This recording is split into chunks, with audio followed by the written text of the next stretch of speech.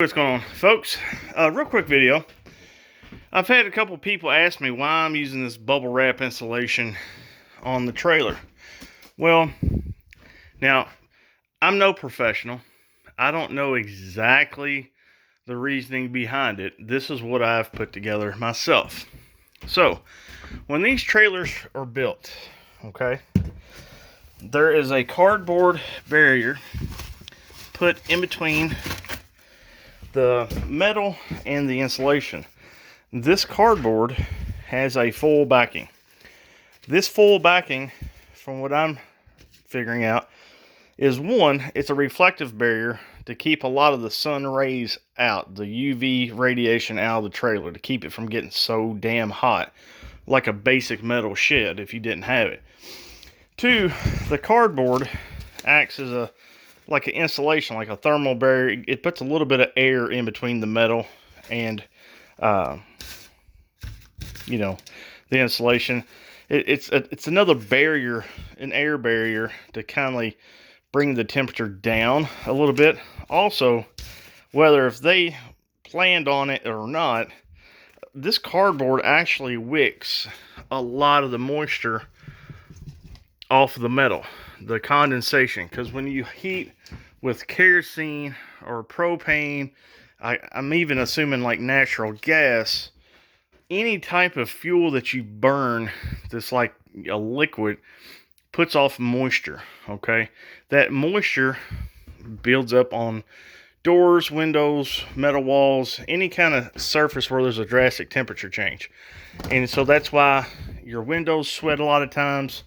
It's just a wet heat. Now, a wood-burning fireplace is a dry heat, and you won't have this. But since I don't have a fireplace, and a lot of people that have mobile homes, they don't have wood-burning stoves. They use kerosene, stuff like that. They get a lot of moisture, and that moisture can end up turning into a lot of mold problems and stuff like that. So, with having this barrier in between the insulation, that condensation doesn't wick into your insulation and give it a good place for mold and stuff to grow. So that's why stuff like this is very important if you plan on rebuilding a mobile home. So what I use now is this stuff. It's just a single layer bubble wrap insulation, and I tell you what, that by itself is a drastic change.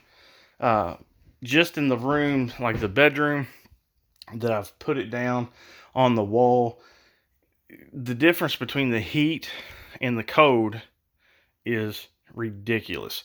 I noticed where Boss of the Swamp, one of my favorite channels, he lives way out in the bush, like up north someplace. He lives off the grid, and he had a mice problem.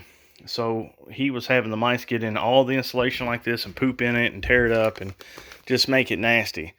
So he ended up just using the bubble foil, this stuff right here, on the bottom of his floor, his crawl space, and he just stapled it up right up against it.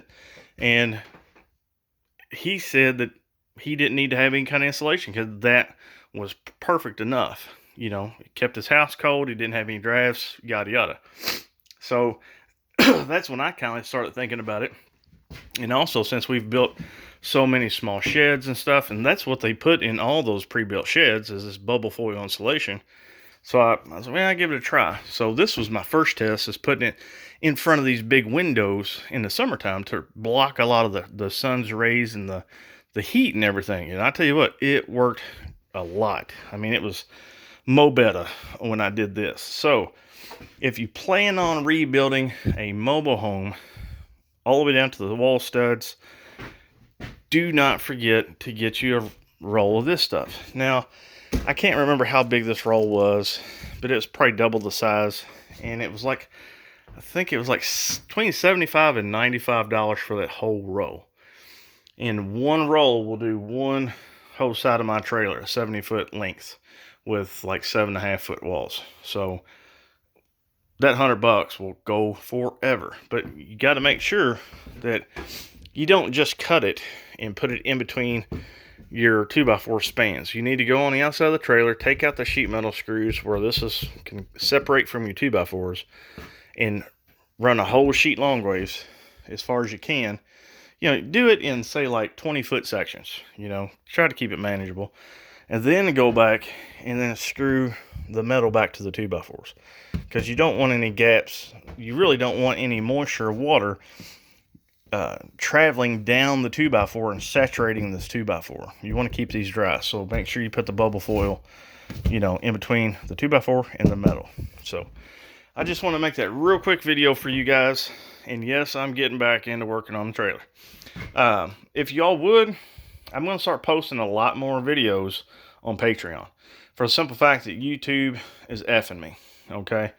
I'm still going to post stuff on YouTube, but I'm not going to be posting as much content and as in-depth content that I would on YouTube when it comes to the trailer.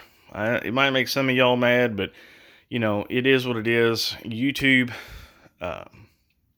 you know, it's I guess you call it my business. You know, I don't make a lot of money on it, but the money that I do make, it really comes in handy trying to do what I do as far as just kind of staying out of the system, I guess you could say. Now, I don't have any problem with working, okay? I do have a problem trading my time for a meaningless job just to get a paycheck, okay? So my time is worth more than $10 an hour. I would rather sit home, do what little peddling that I do around here, and try to make the money on my own versus wasting 8 hours someplace like just a generic warehouse job being somebody's monkey.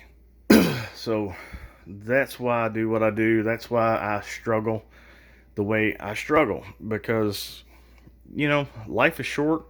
And I learned that my time is worth a whole lot more than pennies. So, if y'all would, please go to Patreon and help a guy out.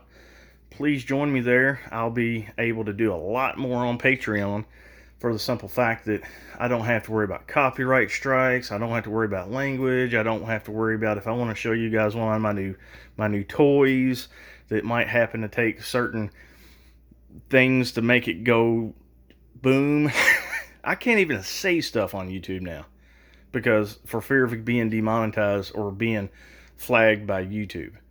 It's ridiculous. It's straight up censorship, and it's not even, it's stupid. It's stupid censorship stuff. You know, it's just totally, I get so wrapped around the axle on this one. Woosah. So anyways, I know it kind of sucks, guys, but, you know, Patreon, $1 to $3 a month or whatever you want to, you know, shoot, you know, to donate towards the channel, that's fine. I don't care. I'm going to make, you know, entry simple, and I think over the long term, it'd just be a lot better place. So, with that said, I think that's it. I'll see you guys later.